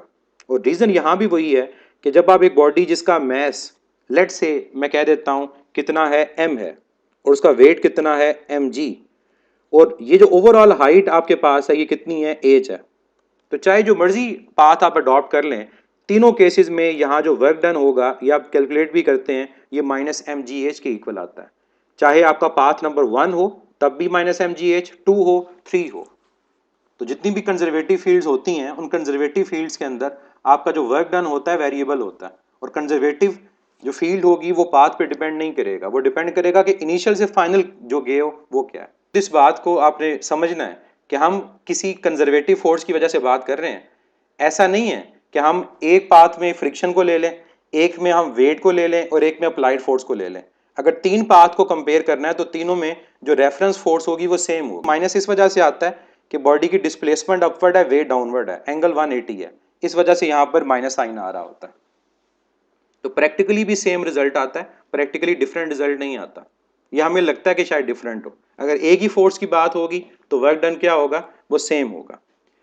दूसरी कंडीशन क्या होती है, दूसरी कंडीशन ये होती है कि अगर वो फोर्स कंजर्वेटिव है तो जो क्लोज पाथ लेंगे, work done in a close path, वो जीरो के इक्वल होना चाहिए। अब ये जीरो के इक्वल तभी आएगा कि जब आने और जाने में हमारा वर्क डन जो होगा वो मैग्नीट्यूड में सेम होगा, लेकिन फोर्स की डायरेक्शन ऑपोजिट होगी। अगर एक बकेट को हम लिफ्ट करके लेकर जाते हैं टॉप पर, weight downward displacement upward, negative, उस बकेट को वापस नीचे ले आए, वेट भी डाउनवर्ड डिस्प्लेसमेंट भी डाउनवर्ड, अब वर्क क्या है, पॉजिटिव। अगर नेट वर्क डन कैलकुलेट करने को कहा जाए तो क्या होगा, वो जीरो होगा। तो ये जो एग्जांपल आपके पास थी, इस एग्जांपल में भी ऐसा ही है कि अगर ये बॉल को मैं नीचे ले आता हूं और इस बॉल को फिर दोबारा ऊपर ले जाता हूं, हमारा नेट वर्क डन क्या होगा, वो जीरो होगा। इस केस में भी इवन अगर बॉडी को हम यहां से ए से लेकर जाते हैं सी, सी से बी, बी से डी और दोबारा ए पर, तो ओवरऑल अगर आप वर्क कैलकुलेट करो, और ये बुक में पूरी डेरिवेशन हुई भी है, तो वर्क क्या आता है, वो जीरो के इक्वल आता है। और रीजन पता है आपको कि A to C weight downward है, डिस्प्लेसमेंट फॉरवर्ड, यहाँ वर्क जीरो है। C to B weight downward है, डिस्प्लेसमेंट अपवर्ड है, work minus M G H के इक्वल है। यहाँ भी वर्क डन जीरो है, और यहाँ बॉडी डाउनवर्ड आती है, पॉजिटिव है। अब इन चारों को जब ऐड करोगे तो इस केस में जो नेट वर्क डन आएगा वो किसके इक्वल आएगा, वो जीरो के इक्वल आएगा। अब ये दो कंजर्वेटिव की एग्जांपल, दो हमारे पास कंडीशंस है। कंजर्वेटिव फोर्स कौन कौन सी है, ये नाम आप लोगों ने याद रखने हैं। हमारे पास तीन फोर्सेस हैं, और ये तीनों फोर्सेस ऑफ नेचर है। कौन कौन सी, ग्रेविटेशनल फोर्स, ये कंजर्वेटिव फोर्स है, मतलब ग्रेविटेशनल फील्ड के अंदर ग्रेविटेशनल फोर्स की होने वाला वर्क पाथ पे डिपेंड नहीं करेगा। इलेक्ट्रोस्टैटिक फोर्स या इलेक्ट्रिक फोर्स, ये भी कंजर्वेटिव है। और तीसरी जो फोर्स है वो इलास्टिक फोर्स है। एक स्प्रिंग को कंप्रेस करें, अगर उतना ही स्ट्रेच करें, हमारे पास नेट वर्क डन क्या आएगा, वो जीरो के इक्वल आएगा। मैं पहले ही बता चुका हूं कि गैसेस जो साइक्लिक प्रोसेस होती हैं, और साइक्लिक प्रोसेस के अंदर वर्क डन आपका जीरो नहीं होता। अगर साइक्लिक प्रोसेस में वर्क डन जीरो हो तो इंजन काम कैसे करे। आप कहते हो कि कार्नेट इंजन जो है उसकी एफिशिएंसी मैक्सिमम है, वो भी तो साइक्लिक प्रोसेस है। अगर आप उसमें कहते हो कि साइक्लिक प्रोसेस है, वर्क डन जीरो है, तो उसकी एफिशिएंसी कैलकुलेट कैसे हुई, एफिशिएंसी तो वर्क ओवर हीट है। तो गैसेस में याद रखिएगा साइक्लिक प्रोसेस का वर्क डन जीरो नहीं होता। अगर वर्क डन साइक्लिक प्रोसेस में जीरो हो तो फिर हर इंजन की एफिशिएंसी जीरो हो, क्योंकि एफिशिएंसी का जो फार्मूला आपके पास होता है वो क्या होता है, आउटपुट ओवर इनपुट। और आउटपुट क्या है, आउटपुट आपका वर्क है, इनपुट क्या है, हीट। तो क्या साइक्लिक प्रोसेस का वर्क डन जीरो होगा, अगर वर्क जीरो तो ऑटोमेटिकली आपकी एफिशिएंसी भी क्या हो जाएगी, जीरो। तो कभी ये नहीं कहना थर्मोडायनेमिक्स में कि गैसेस के केस में साइक्लिक प्रोसेस का वर्क जीरो होता है। गैसेस में साइक्लिक और क्लोज पाथ एक ही चीज है, मतलब ओवरऑल अगर हम देखें तो उसमें कोई डिफरेंस नहीं है, ये बात याद रखें। लेकिन वर्क डन जीरो के इक्वल नहीं होता। आइजा मैग्नेटिक फोर्स मैं ऊपर बता चुका हूं दो दफा कि मैग्नेटिक फोर्स कंजर्वेटिव फोर्स नहीं होती, क्योंकि इसकी वजह से वर्क डन ही नहीं होता। कंजर्वेटिव फोर्स उसको लेंगे जिसकी वजह से वर्क डन हो। मेरा ख्याल है आपने इस चीज को मिस किया, ऊपर मैं ये बात कर चुका हूं मैग्नेटिक फोर्स के बारे में। अब आ जाए नॉन कंजर्वेटिव फोर्स की तरफ। नॉन कंजर्वेटिव फोर्स में ये दोनों कंडीशंस ऑपोजिट लिखी जाएंगी। बिल्कुल, ज़रा शायद इंटरनल एनर्जी आपकी कंजर्वेटिव होती है, क्योंकि वो भी इनिशियल और फाइनल पॉइंट पे डिपेंड कर रही होती है, वो पाथ पे डिपेंड नहीं करती। ये मेंशन भी है आपकी बुक में। इसमें हम क्या कहेंगे कि work done is dependent of path, मतलब पाथ चेंज होगा, ऑटोमेटिकली वर्क की वैल्यू चेंज हो जाएगी। और दूसरी चीज हम यहां पर कहते हैं कि work done in a close path is non zero. अब जो ऊपर एक क्वेश्चन पूछा था उसको मैं एक्सप्लेन कर दूं कि फ्रिक्शन को हम नॉन कंजर्वेटिव क्यों लेते हैं। क्या हर सरफेस के अलोंग फ्रिक्शन एक जैसी होती है, इसका आंसर होगा नो। हर सरफेस का कोफिशिएंट ऑफ फ्रिक्शन डिफरेंट होता है, क्योंकि कोफिशिएंट ऑफ फ्रिक्शन डिपेंड करता है आपकी सरफेसेस के ऊपर। इसका मतलब हम पाथ चेंज करेंगे, कोफिशिएंट ऑफ फ्रिक्शन चेंज हो जाएगा। फ्रिक्शनल फोर्स जब चेंज हो जाएगी तो वर्क की वैल्यू भी चेंज हो जाएगी। एक रफ रोड के ऊपर और एक स्मूथ रोड के ऊपर, दोनों के ऊपर आपकी फ्रिक्शनल फोर्स सेम नहीं होती। इसका मतलब work done by frictional force is dependent of path. और अगर वो पाथ पे डिपेंड करेगा तो जाते वक्त वर्क कुछ और, आते वक्त वर्क कुछ और, तो कैसे वर्क डन जीरो होगा। तो मीन्स नॉन कंजर्वेटिव में हमारा जो वर्क डन होगा वो पाथ पे डिपेंड भी करेगा और वो क्लोज पाथ में जीरो भी नहीं होगा। मैं आपको एक और एग्जांपल इसकी देता हूं। आप जब चैप्टर नंबर 3 में रॉकेट प्रोपल्शन को पढ़ते हैं, क्या रॉकेट प्रोपल्शन को स्पेस से बाहर जाने में और वापस स्पेस में आने में वर्क इक्वल लगता है। एक रॉकेट है, उसने प्रोपेल करना है और स्पेस में जाना है और वापस आना है, क्या दोनों केसेस में वर्क सेम होता है? इसका आंसर होगा नो। रीजन, जब वो जा रहा होता है तो उसको अपना फ्यूल बर्न करना पड़ता है, वो against the gravitational force move करके जा रहा होता है। लेकिन जब वापस एंटर होगा हमारे एटमॉस्फेयर में तो उसको अर्थ की ग्रेविटेशनल फोर्स अपनी तरफ अट्रैक्ट करती है। तभी तो आपकी बुक में एक शॉर्ट क्वेश्चन है कि रॉकेट का जो नोज कोन है वो रेड हॉट क्यों हो जाता है। तो उसके रेड हॉट होने की रीज़न ही ये है कि जब वो इतनी ज़्यादा वेलोसिटी से एटमॉस्फेयर में एंटर होगा तो हमारी फ्रिक्शनल फोर्स उसको हीट अप कर देती है और कई दफ़ा रॉकेट्स एयर में ही बर्न हो जाते हैं। और यही रीज़न है कि अगर जाने का और आने का वर्क डिफरेंट है, ये पाथ पे डिपेंड कर रहा है, तो फोर्स जो होती है प्रोपल्शन की रॉकेट की उसको क्या लिया जाता है, नॉन कंजर्वेटिव लिया जाता है। तो जितनी भी एग्जांपल नॉन कंजर्वेटिव की हैं उन तमाम एग्जांपल्स में हमें ये पता चलता है कि वर्क पाथ पे या मीडियम पे डिपेंड करता है। तो एग्जांपल्स अगर मैं नॉन कंजर्वेटिव की लिखना चाहूँ जो बुक में है उनको याद रखें। जैसे रॉकेट प्रोपल्शन की एग्जांपल ली कि रॉकेट जो प्रोपल्शन फोर्स है ये नॉन कंजर्वेटिव है। इसी तरह से मोटर प्रोपल्शन, ये भी ऑब्वियसली बात है, अगर मोटर एक वेट को लिफ्ट करके ऊपर लेकर आ रही है या उसको नीचे लेकर आ रही है उसकी फोर्स इक्वल अप्लाई नहीं होगी क्योंकि नीचे आते हुए वेट का एलिमेंट भी ऐड हो जाएगा। इसी तरह फ्रिक्शनल फोर्स, जो फ्रिक्शनल फोर्स है ये भी नॉन कंजर्वेटिव है। इसके अलावा टेंशन, टेंशन चेंज हो जाती है। अगर आपको याद हो हमने जब बात की थी टॉर्क और इक्विलिब्रियम की तो वहां पर हमने एक पिक्चर की एग्जांपल ली थी कि डिफरेंट एंगल के ऊपर अगर स्ट्रिंग को सस्पेंड किया जाए तो टेंशन चेंज हो जाती है। तो टेंशन अगर चेंज हो जाएगी तो ऑटोमेटिकली उस टेंशन फोर्स की वजह से वर्क डन भी चेंज हो जाएगा। ड्रैग फोर्स, बिल्कुल ड्रैग फोर्स और एयर रेजिस्टेंस की बात करें एक ही बात है क्योंकि ड्रैग फोर्स मीडियम में है तो ये भी क्या है, नॉन कंजर्वेटिव फोर्स है।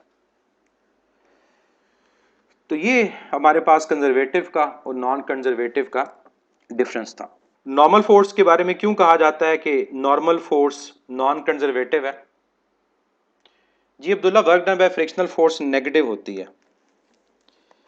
नॉर्मल फोर्स को मैं एक्सप्लेन कर दूं कि नॉर्मल फोर्स की जो वैल्यू है वो चेंज हो जाती है। अगर हमारे पास एक बॉडी यहाँ पर है एक प्लेन सरफेस के ऊपर, तो जो नॉर्मल रिएक्शन है वो बॉडी के वेट के इक्वल है। जब इंक्लाइन प्लेन पे बॉडी चली जाती है तो वहां पर नॉर्मल रिएक्शन जो होता है वो वेट के इक्वल नहीं रहती। तो वहां पर हम वेट को रिजॉल्व करते हैं और वेट के जिस कंपोनेंट के नॉर्मल रिएक्शन आता है वो mg cos थीटा आता है। इसका मतलब पाथ चेंज करने से जो नॉर्मल रिएक्शन फोर्स है उसकी मैग्नीट्यूड चेंज हो रही है तो ऑटोमेटिकली जो वर्क डन होगा बाय द नॉर्मल रिएक्शन वो चेंज हो जाएगा। कश्यप, बिल्कुल जो कंजर्वेटिव फोर्स होती हैं उनमें पोटेंशियल एनर्जी या ओवरऑल टोटल एनर्जी कंजर्व रहती है। चलें अब हम लास्ट पॉइंट को डिस्कस करते हैं। वो लास्ट पॉइंट जो एक क्वेश्चन पूछा था आप में से उसको करेंगे। एक स्टूडेंट का जो क्वेश्चन था कि वर्क 70% कब होता है 80% कब होता है। देखिए वर्क का फार्मूला अगर मैं लिखता हूं with respect to angle between force and displacement तो वो है एफ डी कॉस थीटा। अब यहां पर जो फैक्टर इन्वॉल्व हो रहा है वो कॉस थीटा इन्वॉल्व हो रहा है। अगर हमसे पूछा जाए कि किस एंगल के ऊपर वर्क डन मैक्सिमम है तो हमारा आंसर क्या होगा?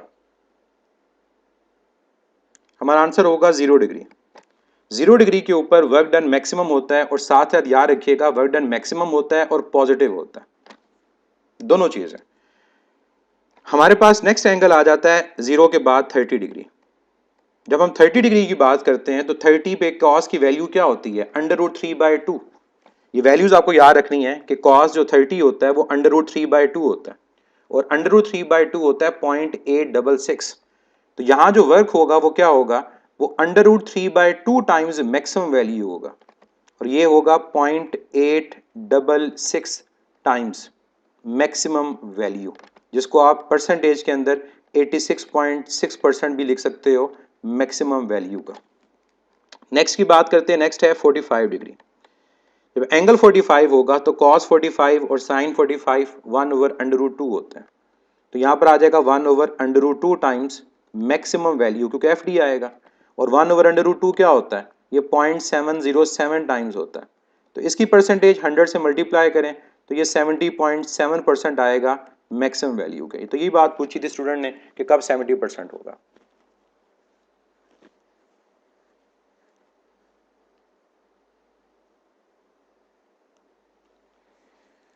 इसके बाद अगर आपके पास एंगल आ जाएगा 60 डिग्री तो cos 60 होता है 1/2। तो अगर कभी पूछा जाए कि वर्क मैक्सिमम का हाफ कब होता है तो वो 60 डिग्री पे होता है और हाफ का मतलब होता है 0.5।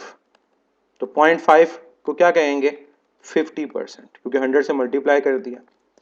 इसके बाद एंगल आ गया 90, cos 90 जीरो होता है, तो याद रखिएगा 90 डिग्री पे वर्क मिनिमम होगा और जीरो होगा। और लास्ट कि हमारे पास अगर एंगल 180 हो तो work done maximum zero zero पे नहीं होता, 180 पर भी होता है। जीरो पर मैक्सिमम और पॉजिटिव होता है और 180 पर मैक्सिमम और नेगेटिव होता है।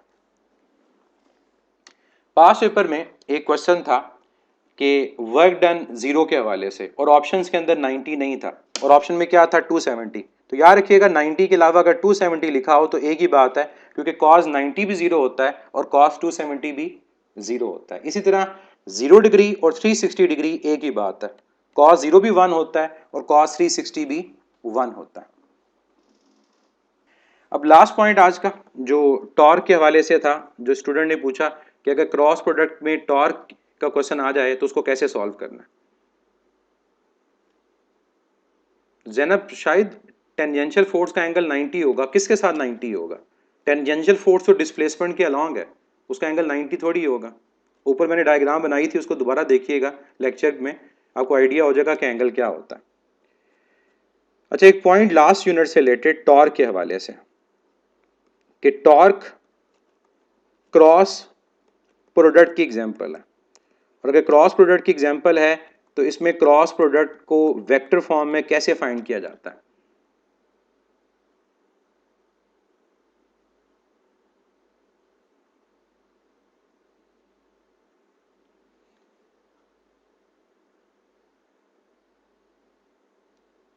Adnan sir, in conservative field, work done by our force depends upon path.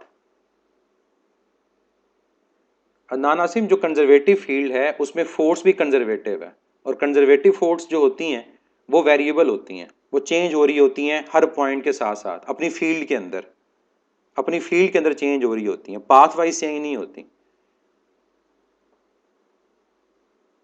Kaif Mirza, conservative और नॉन कंजर्वेटिव में डिफरेंस है कि कंजर्वेटिव की वजह से होने वाला वर्क पाथ पे डिपेंड नहीं करेगा, लेकिन नॉन कंजर्वेटिव की वजह से होने वाला वर्क पाथ पे डिपेंड करेगा। अब क्रॉस प्रोडक्ट जो है उसका क्वेश्चन देखें कैसे सॉल्व करना है। लेट से जो आपको आर गिवन है और एफ गिवन है उसकी मैं वैल्यूज अज्यूम कर लेता हूँ। आर गिवन है आई माइनस 2J और जो फोर्स गिवन है उसकी वैल्यू है 3I प्लस 4J माइनस के। आपको कहा जाता है कि कैलकुलेट करें टॉर्क की वैल्यू क्या है। अब ये टॉर्क वेक्टर फॉर्म में कैलकुलेट होगा। अब कैसे कैलकुलेट होगा इसको आपने देखना है कि torque is equal to R cross F, और याद रखें जब टॉर्क आर क्रॉस एफ होगा तो ये मैट्रिक्स ली जाएगी, मॉड नहीं, इसको मैट्रिक्स बोलेंगे, और ये मैट्रिक्स होगी 3/3 की, 3 कॉलम होंगे और 3 रोज होंगे, इसको डिटरमिनेंट बोला जाता है। अब इसको लिखना आपको आना चाहिए। जो पहली रो होगी इसके अंदर तीनों यूनिट वेक्टर्स आएंगे, चाहे एक वेक्टर में दो भी अगर हों, जैसे यहां पर के नहीं है तो बेसिकली वो 0 के है। अब पहले में तीनों क्या लिखेंगे? यूनिट वेक्टर्स हमेशा। दूसरी रो में आप क्या लिखेंगे? आप पहले वेक्टर के कोऑर्डिनेट्स लिखेंगे। पहला वेक्टर कौन है फार्मूला के अंदर? आर, तो आप इसमें आर के कोऑर्डिनेट्स लिखेंगे। जब आर के कोऑर्डिनेट्स लिखेंगे तो आर के कोऑर्डिनेट्स क्या हैं? 1 -2 और 0, तो यहां पर आएगा 1 -2 और 0। और फिर हम नेक्स्ट में यहां पर फोर्स के कोऑर्डिनेट्स लिखेंगे और वो क्या है? 3 + 4, और ये क्या है? ये -1 है। तो यहां पर आपके पास क्या आएगा? 3, 4 और -1।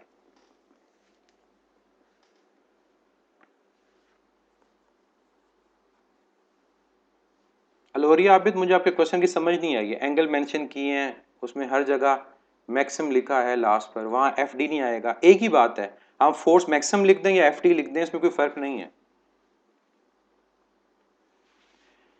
अब इसको सॉल्व कैसे करना है? इसको सॉल्व करने का तरीका देखें, ये मैथमेटिक्स में तो इजी है। इसको सॉल्व कैसे करना होता है? आप सबसे पहले फर्स्ट जो आपका एलिमेंट है उसको लेते हैं, आई को। जब आप आई को लेंगे तो आई के कॉलम और आई की रो को छोड़ देंगे। जब आई को लेंगे तो आई के कॉलम और आई के रो को जब छोड़ देंगे तो हमारे पास यहां पर मैट्रिक्स जो बन जाएगा वो 2 × 2 का बन जाएगा, 2 कॉलम 2 रोज। ये आएगा -2, 0, 4 और -1। ठीक है। इसके बाद जो रूल है डिटर्मिनेंट को सॉल्व करने का कि पहला यूनिट वेक्टर पॉजिटिव होगा, दूसरा यूनिट वेक्टर क्या होगा, नेगेटिव होगा। अब क्या करना है, अब जब आप जे को लेंगे तो जे के कॉलम को और जे की रो को छोड़ देंगे। जब जे के कॉलम और जे की रो को छोड़ेंगे तो बाकी क्या आएगा, 1, 0, 3, -1। First positive, second negative, third क्या आएगा, थर्ड आपका दोबारा पॉजिटिव आएगा।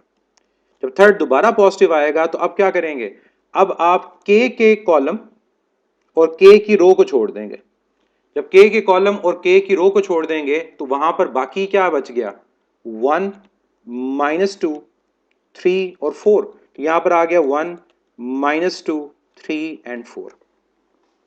मैं इसको रिपीट कर दूं कि जब आप आई को लेंगे तो आई के कॉलम और आई की रो को छोड़ देंगे तो बाकी जो चार आपके पास एलिमेंट्स हैं उनको आप 2 क्रॉस 2 के डिटर्मिनेंट में लिख देंगे।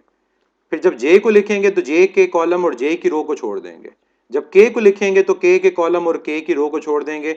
अब ये मैट्रिक्स आप मैट्रिक में भी पढ़ते हैं, इवन अगर आपने एफएससी में मैथ नहीं भी पढ़ा हुआ, इसको कैसे सॉल्व करते हैं, A into D minus B into C. अब इसको सॉल्व कर लें, ये आई आ गया, इन दोनों को मल्टीप्लाई करें, ये क्या आएगा 2 और ये क्या आएगा 0, तो 2 माइनस 0, माइनस ये आ गया, 1 इंटू -1 -1 और 3 इंटू 0 -0 और लास्ट 1 इंटू 4 4, 3 इंटू -2 -6 और माइनस माइनस क्या हो जाएगा, प्लस हो जाएगा। तो क्या आंसर आया, 2i, ये नेगेटिव नेगेटिव पॉजिटिव जे और यहां पर क्या आएगा +10k। तो ये इस क्वेश्चन का आंसर है, अगर यूनिट न्यूटन मीटर है, अगर ये मीटर में है और ये न्यूटन में है।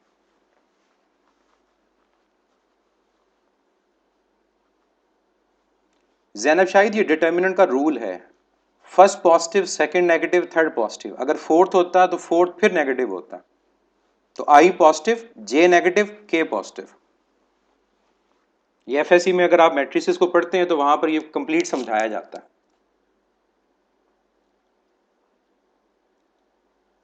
ये मैट्रिसेस का रूल है क्रॉस प्रोडक्ट को सॉल्व करते हुए। इवन आप सिंपल मल्टीप्लाई भी करेंगे ना, तो मल्टीप्लाई करने से आपको पता चल जाएगा कि ये जे नेगेटिव क्यों आता है और आई और के पॉजिटिव क्यों आता है। तो मैं आपको यही एक चीज समझाऊंगा कि फोकस रेंज जो चीज है,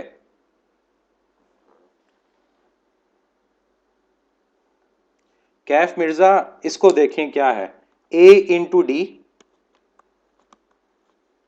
बी इंटू सी और दरमियान में साइन क्या है, नेगेटिव है। तो 1 को 4 से मल्टीप्लाई करेंगे 4 आएगा, 3 को -2 से करेंगे -6 आएगा, तो साथ माइनस वो प्लस हो जाएगा। ज़ैनब शायद ये मेडिकल के स्टूडेंट्स ही ज़्यादातर इस क्लास के अंदर हैं, इस वजह से आपको मैंने मेथड समझाया है कि कैसे सॉल्व करना है। ऊपर आप में से कई स्टूडेंट्स ने ऐसे क्वेश्चन पूछे जिनका टॉपिक से रेलिवेंस ही नहीं है, जिसको आपने आगे जाके अभी पढ़ना है। तो मैं आप लोगों से ये रिक्वेस्ट करूंगा कि जब पढ़ा रहा होता हूं तो काइंडली वेट किया करें उस टॉपिक के एंड होने का। आप उसके बीच में क्वेश्चंस को पूछना शुरू कर देते हैं। जब क्वेश्चन को बीच में पूछना शुरू करते हैं कि मेरा फोकस भी डाइवर्ट होगा। मैंने आपको बार बार समझाऊंगा कि अगर ये लाइव क्लास है तो इसको एक क्लासरूम की तरह लें। जब तक आप इसको एक क्लासरूम की तरह नहीं लेंगे तो वो रिस्पेक्ट वाला एलिमेंट खत्म हो जाएगा। तो रिस्पेक्ट यही है कि जब टीचर पढ़ा रहा हो तो उसकी बात सुने, जब बात एंड हो जाए तो तब उसके बाद आपने जो क्वेश्चन पूछना है आप उसको पूछ सकते हैं, उसमें कोई मसला नहीं होगा। तो मुझे भी ये ज़्यादा इजी लगेगा कि मैं पढ़ाऊँ फिर आपके क्वेश्चंस को देखूँ, बात के कंप्लीट होने का वेट किया करें। आप में से कुछ ऐसे स्टूडेंट्स हैं जिन्होंने वो क्वेश्चन पूछे हैं जो भी आगे हमने पढ़ने हैं। जब आगे वो चीज़ पढ़नी है तो उसको भी पूछने का कोई मकसद नहीं है। ये सब लोगों के लिए, ये मैं स्पेसिफिकली किसी एक या दो स्टूडेंट्स के लिए बात नहीं कर रहा। और ये चीज़ मैं आप लोगों को मशवरा दूंगा कि आप लोग जब एंटी टेस्ट की प्रिपरेशन कर रहे हैं तो फोकस करें अपने सिलेबस की तरफ। फोकस अगर आपका सिलेबस की तरफ नहीं होगा तो आपका फोकस अपने गोल से हट जाएगा।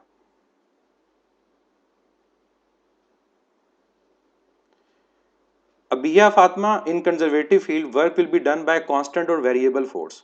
कंजर्वेटिव फील्ड के अंदर कंजर्वेटिव फोर्स ही वर्क करती है।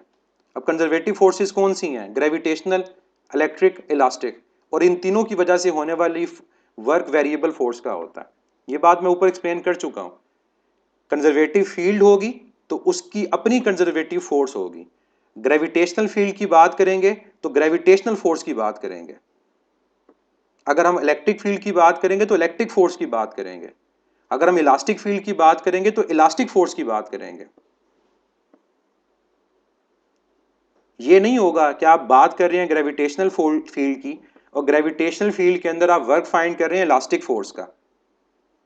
जो फोर्स कंजर्वेटिव उसकी फील्ड भी कंजर्वेटिव, और कंजर्वेटिव फोर्सेस जितनी हैं उनकी वजह से होने वाला वर्क बाय वेरिएबल फोर्स होता है। और work done by variable force का मतलब ये होता है कि हर पॉइंट पर जो बॉडी पे फोर्स अप्लाई हो रही होती है उसकी मैग्नीट्यूड चेंज हो रही होती है, और हमने in the end total work done calculate करना होता है। मैं आपको इसको अगर एक एग्जांपल से समझाता हूं कि लेट से अगर एक बॉडी ग्रेविटेशनल फील्ड के अंदर, ये बात अब और से समझिएगा, अगर आप ग्रेविटेशनल फील्ड की बात कर रहे हैं तो अगर मैं एक बॉडी को जिसका मास m है from point A two point B लेकर जाता हूं तो मैं ग्रेविटेशनल फील्ड में वर्क ग्रेविटेशनल फोर्स के रिस्पेक्टिव लूंगा, यानी वेट के रिस्पेक्टिव। चाहे ये पॉइंट A है, चाहे मिडवे पॉइंट है, वहां भी विद रिस्पेक्ट टू वेट लूंगा, और चाहे ये फाइनल पॉइंट B है, मैं यहां भी विद रिस्पेक्ट टू वेट लूंगा।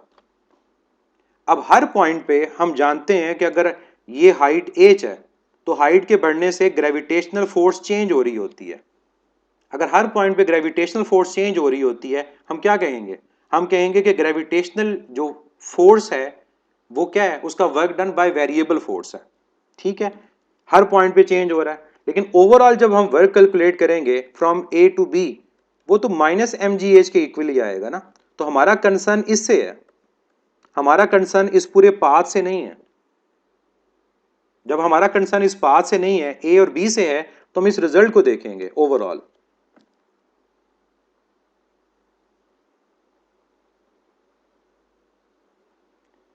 Adnan Asim, with respect to our force बात नहीं की जाती। कंजर्वेटिव फील्ड और कंजर्वेटिव फोर्स का मतलब होता है कि जिस फील्ड की बात कर रहे हो उस फोर्स की बात करोगे। अगर मैं आपको एक और एग्जांपल यहां पर देता हूं कि हमारे पास एक स्प्रिंग है और स्प्रिंग के स्ट्रेच या कंप्रेस होने की बात हो रही है, तो हम उसके स्ट्रेच और कंप्रेस होने की बात उसकी इलास्टिक फील्ड में रहते हुए करेंगे, और इलास्टिक फील्ड में रहते हुए जो फोर्स लेंगे हम इलास्टिक फोर्स लेंगे। हम यहां पर ये नहीं कहेंगे कि हमारे पास इस इलास्टिक फोर्स के अलावा जो फ्रिक्शन है उसकी वजह से इलास्टिक फील्ड में होने वाला वर्क। तो अगर फील्ड इलास्टिक है, फोर्स इलास्टिक फोर्स है, और इलास्टिक फोर्स हर पॉइंट पे क्या हो रही है? चेंज। लेकिन अगर मैं बॉडी को पॉइंट ए से पॉइंट बी पर लेकर जाऊंगा तो मैं ओवरऑल वर्क देखूंगा कितना है, हाफ के एक्स स्क्वायर या हाफ एफ इंटू एक्स। मैं रास्ते में उसके पाथ को नहीं देखूंगा कि वो पाथ क्या है, क्योंकि ये वर्क पाथ पे डिपेंड नहीं कर रहा, ये उसके इनिशियल और फाइनल पॉइंट पे डिपेंड कर रहा है। तो जो कंजर्वेटिव फील्ड होती है या कंजर्वेटिव फोर्स होती है वो पाथ पे डिपेंड नहीं करते, चाहे उस पाथ में रहते हुए वो अपनी मैग्नीट्यूड को चेंज करते रहें, लेकिन हमने उसके ए और बी, इनिशियल और फाइनल पॉइंट के अकॉर्डिंगली वर्क लेना होता है। मैं आपको थर्ड एग्जांपल दूं ताकि तीनों चीजें क्लियर हो जाएं। चार्ज की, एक चार्ज की इलेक्ट्रिक फील्ड के अंदर आप दो पॉइंट्स के दरमियान एक चार्ज को मूव करवाते हो, तो हमारा कंसर्न ये नहीं है कि हर पॉइंट के ऊपर इलेक्ट्रिक फोर्स चेंज हो रही है। हमारा कंसर्न बस ये है कि इन दो पॉइंट्स के दरमियान पोटेंशियल डिफरेंस कितना है, चार्ज क्या है।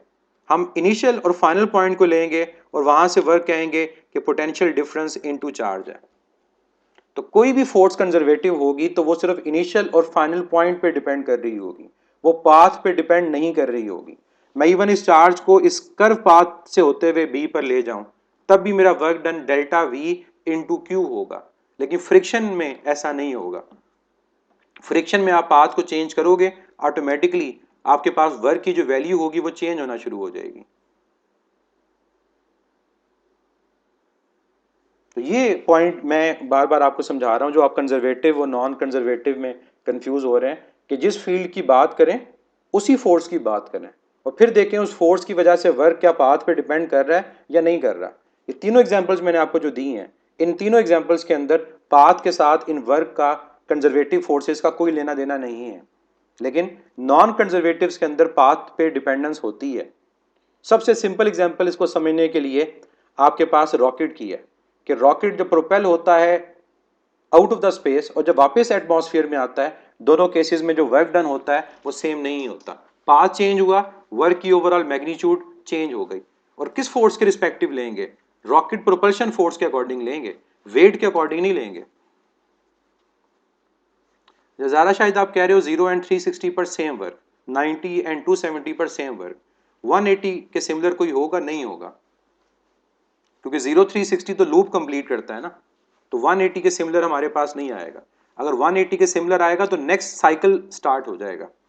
नेक्स्ट साइकिल स्टार्ट होने का मतलब ये है कि अगर हमारे पास बॉडी स्टार्ट होती है पॉइंट ए, वो ये पॉइंट बी पर आई, यहाँ पर एंगल आ गया पाए, वापस आ गई ए पर, यह एंगल आ गया 2 पाए।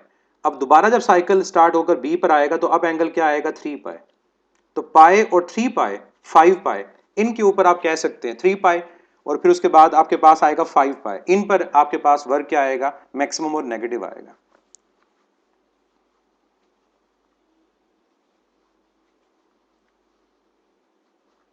अब्दुल वाहिद, अगर हम ए से बी लेकर जाएं और बी से ए लेकर जाएं, वर्क डन ओवरऑल सेम आएगा, half F into X. Zia Khalil, अगर हम थीटा 90 से इंक्रीज करते हैं तो नेगेटिव हो जाता है? बिल्कुल हो जाता है, और सिंपल सी रीज़न है कि वर्क के फार्मूला में अगर कॉस थीटा आ रहा है तो कॉस पहले क्वाड्रेंट में पॉजिटिव होता है और कॉस दूसरे क्वाड्रेंट में नेगेटिव होता है। तो 0 से 90 तक अगर कॉस पॉजिटिव है तो वर्क पॉजिटिव है, 90 से आगे कॉस नेगेटिव है तो वर्क क्या है? नेगेटिव है।